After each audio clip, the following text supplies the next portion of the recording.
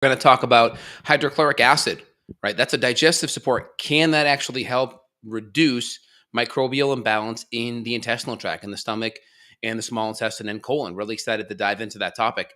Before we do, please smash that like button. Really important. Get the word out. Also, please put your comments down below. If you have any experience with this topic or any feedback, please love to hear it down below. So hydrochloric acid, right? This is an acid, right? Hydrogen chloride molecule, very important for stimulating digestion. So hydrochloric acid lowers the pH in the stomach. That low pH helps activate a lot of gastric juices and digestive enzymes such as pepsinogen to pepsin. It really helps provide a good antimicrobial environment. Now, most people don't talk about this. People think, oh, hydrochloric acid, that's really important for digestion. I need that to help digestion. And of course, people also associate too much acidity with digestive inflammation, which may be true at some level. So first off, hydrochloric acid, very responsible for lowering that intestinal pH, that all that mixed up food moves to the small intestine. That food, that nice pH then triggers the pancreas to make enzymes, proteolytic and lipolytic, right? Protease and lipase. It triggers the gallbladder to make a whole bunch of bile salts with help with fat digestion. We also have this increase in bicarbonate, which then raise the pH back up. What most people don't understand is that hydrochloric acid has antimicrobial activation, really important. So when you are chronically stressed, you are not going to make enough acid, thus not enough enzyme, and probably not enough bile support, because hydrochloric acid is that first domino to help with digestion.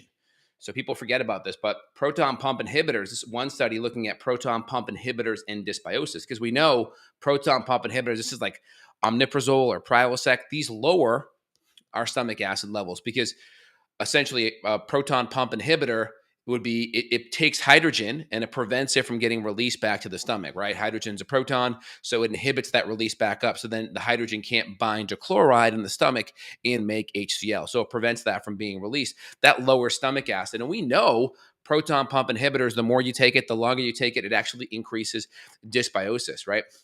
So we see here, PPIs are generally tolerated, but long-term reduction of gastric acid secretion can increase the risk and imbalance in gut microbiota, i.e. dysbiosis, right? It can cause more bad guys in the gut than good guys. This is important. This is how SIBO and generalized dysbiosis happen. So when I kind of look at SIBO, the big umbrella is dysbiosis, okay? That's like an imbalance in the bacteria in the gut, more bad than good. And then you have little micro umbrellas within that category. You have SIBO, which is a generalized dysbiosis. You have SIFO, or a fungal overgrowth, which essentially is an overgrowth in fungus, right? And so these are kind of under that big umbrella. So we just refer to everything as a dysbiosis, and there's different, unique umbrellas within that. Now, a couple of things I want to highlight here.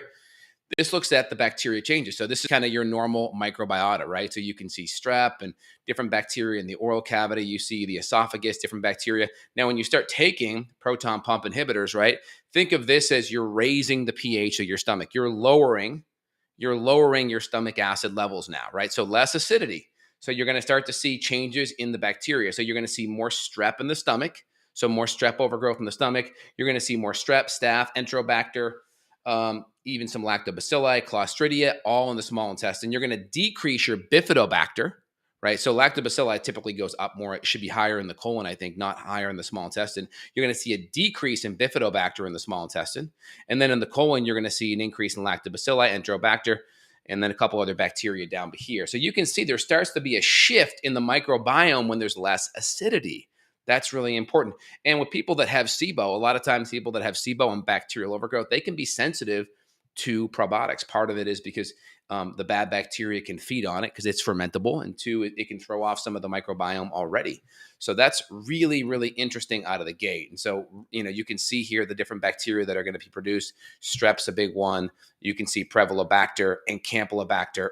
These are really common dysbiotic bacteria that will start to go out of balance.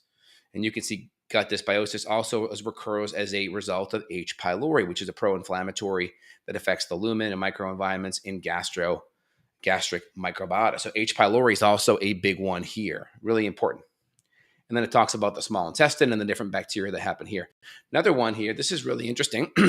So it talks about gastric acidity, H. pylori, and other bacteria. So the gastric juice represents a barrier to microbes in the saliva and ingested food, mostly due to the degenerative activity of hydrochloric acid. So the hydrochloric acid actually helps break down some of the microbes.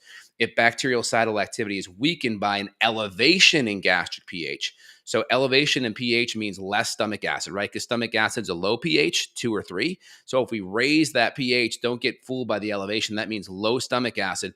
Microbes will be allowed to survive in the stomach. So what this is saying is microbes will be able to survive in the stomach when hydrochloric acid levels go down. So it reported that 80% of healthy subjects between 80 to 90 showed hypochlorhydria. That's low stomach acid, pH of 6.5 or so. Remember, pH should be around 1.5 to 2.5 or so, right? And so that's really important. The strong association between diminished gastric acid secretions and the presence of opportunistic enteropathogens was clearly observed in AIDS patients. Obviously, that's an extreme, right? There's definitely a spectrum there, but the more stressed you are, the more chronically ill you are going to see less stomach acid. Less stomach acid is going to increase the ability for microbes to grow and start to become out of balance, which then creates brain fog. You can start to have gases produced by these microbes like methane and hydrogen and even ammonia, which can start to cause more brain fog, more energy issues. It can cause motility issues with hydrogen, diarrhea, with methane, constipation. Obviously, it can affect absorption. It can start to create leaky gut and gut permeability, which then can create more autoimmune issues as well. So really important, just kind of wanted to highlight it. People say, well, how did my gut issues start, right? How did I start to have all these gut issues? Well, first off, antibiotics can create a massive imbalance because it wipes a lot of things out and weeds grow back automatically, i.e. bad bugs. So that can be a big mechanism.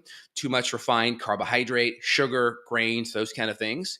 Number 3, chronic stress. And people say, oh, stress. Well, what does that mean? Well, obviously we have the common emotional stressors, right, that we deal with in our life. But what does that do? That activates our fight or flight nervous system, i.e. the adrenals, cortisol, adrenaline. Those are the big fight or flight hormones, right? Adrenaline's the big one, but cortisol comes right after that.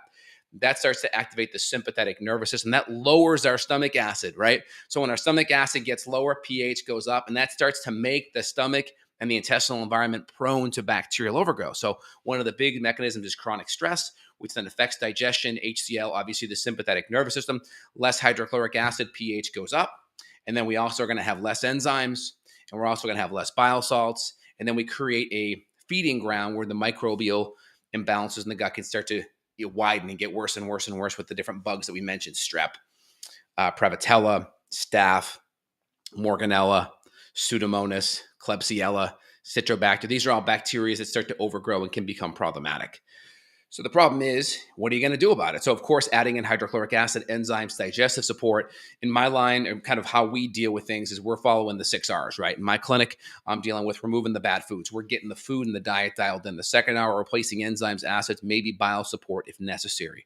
We're doing common things like getting the nervous system calmed down through diet, lifestyle strategies, good sleep, supporting the adrenals, supporting the HPA axis. That comes more in the third R. We work on repairing the gut lining and the hormones. That calms down the sympathetic nervous system and allows more parasympathetic response, which helps aid in digestion, right?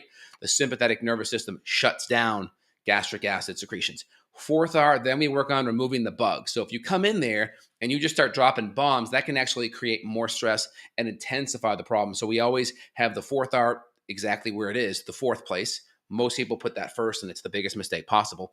Fifth R, we work on repopulating, reinoculating good bacteria, because that's where the best time to add that in, because you can have people that are very sensitive to probiotics. If you add that in too soon, that can cause a lot of problems. And then, of course, fifth R, repopulate, reinoculate good bacteria, probiotics. And then 6R, we retest to ensure everything is addressed and fixed, and there's no new bugs present. And then, of course, there's always the spouse that could pass things back and forth in kids. So we always want to make sure those variables are addressed. So I hope that makes sense. Trying to get to the root cause, trying to give everyone a big kind of picture on things. So it's always good to understand, based on your history, how things could unfold and how you could be in this position. That way we can go back and make sure we're applying corrective actions to fix everything. I hope that makes sense.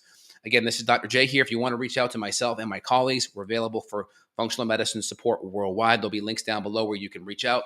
If you enjoy it, put your comments below. Give me a thumbs up, like, share with friends or family. That'd be awesome. And again, we'll put some recommended products that we use kind of out of the gates with patients and testing. We'll put it in the links down below so you guys can take a look at it. All right, very good. Hope you guys enjoyed it all. You have a phenomenal day. Take care, y'all. Bye now.